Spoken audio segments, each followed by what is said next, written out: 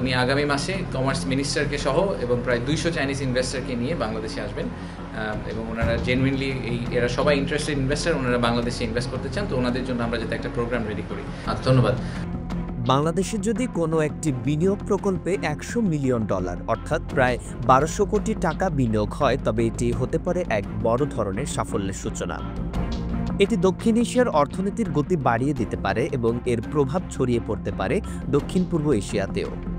সম্প্রতি space x ও টেসলার প্রতিষ্ঠাতা Elon মাস্কের সঙ্গে ফোনালাপে কথা বলেন ডক্টর মোহাম্মদ ইউনূস, যেটি বাংলাদেশে এক নতুন সম্ভাবনার দ্বার উন্মোচন করেছে।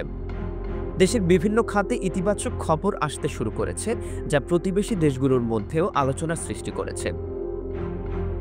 বাংলাদেশ ইনভেস্টমেন্ট সামিট 2025-এ বিশ্বের 50টি দেশ থেকে প্রায় 2300 অংশগ্রহণকারী উপস্থিত ছিলেন, যাদের মধ্যে 550 জন বিদেশি বিনিয়োগকারী।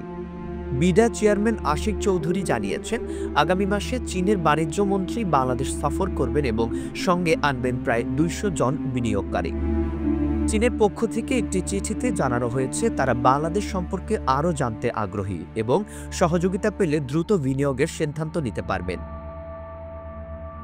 বাংলাদেশে একটি ফ্রি ট্রেড জোন গড়ে তোলার পরিকল্পনাও রয়েছে, বিশেষ করে মাতারবাড়ি এলাকায়।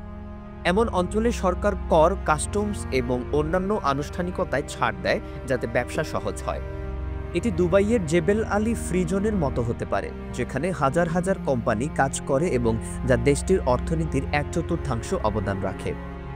আশিক চৌধুরীর মতে এই প্রকল্পে প্রাথমিকভাবে প্রায় 15,000 মানুষের কর্মসংস্থানের সুযোগ তৈরি হবে।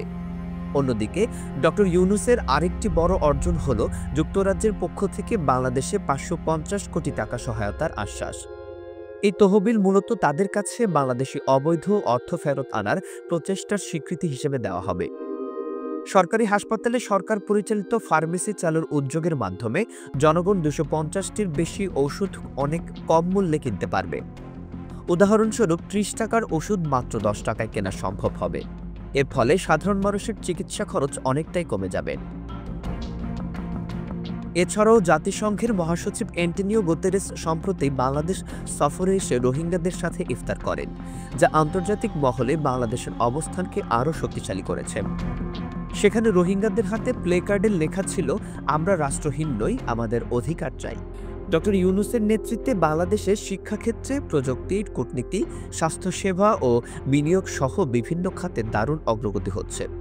শুধু 8 মাসে যেসব পরিবর্তন এসেছে তা দেশের সামগ্রিক উন্নয়নের ইঙ্গিত দেয়। সঠিক দিক নির্দেশনা থাকলে এই ধারাবাহিকতা ভবিষ্যতেও বজায় রাখা সম্ভব।